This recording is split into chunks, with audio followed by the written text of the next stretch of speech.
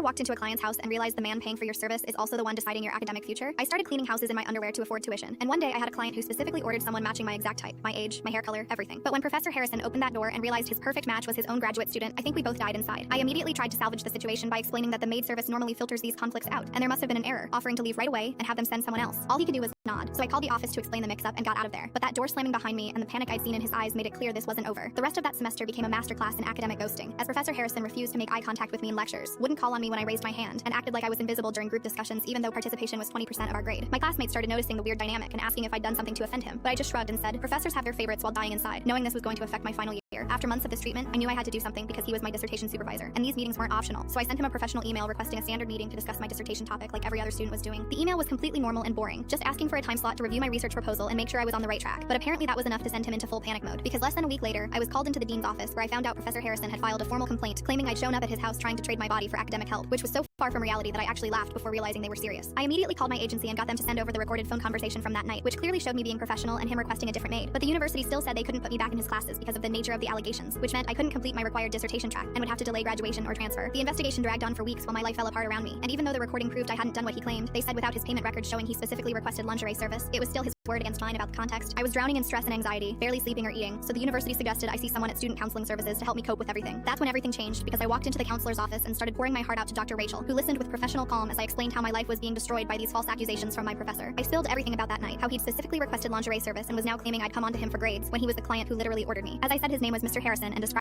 the address where this happened, I watched her pen stop moving mid-sentence and her face drain of all color, though she tried to maintain her composure. She asked me to repeat the date and time of the incident, and something shifted in her expression from professional concern to personal horror, and she excused herself for a moment. When she came back, Dr. Rachel's hands were shaking as she told me she had a professional obligation to report this to the board immediately because of what she now knew about Professor Harrison. I've already tried everything, I told her, but she looked me straight in the eyes and said, no, you don't understand. I'll handle this and you'll hear from the board within 48 hours. I promise you this ends now. I wasn't even out the door before she was on the phone making emergency calls. The board meeting happened within 48 hours, and when I walked in, Dr. Rachel was already there with boxes of documents, and that's when she dropped the bomb that she was Professor Harrison's wife. She explained to the board that they'd been in intensive couples therapy for 2 years, dealing with what she thought was a pornography addiction that he'd promised was under control, but she had no idea he was targeting students or using escort services until I'd unknowingly told her everything in our session. She came prepared with 2 years of documentation from their couples counseling sessions, where he'd admitted to compulsive sexual behavior, plus bank statements showing he'd spent thousands of dollars on various services while telling her he was at conferences or working late. She testified that she'd been trying to save their marriage thinking it was just pornography, but learning he'd hired a student and then maliciously tried to destroy her academic career when caught made her realize he was a predator who needed to be stopped, and the board voted unanimously to terminate Professor Harrison immediately, the whole thing taking less than 10 minutes. Dr. Rachel got me reinstated, helped me find a new advisor, and a year later watched me graduate as we both finally stepped away from the man who tried to destroy us.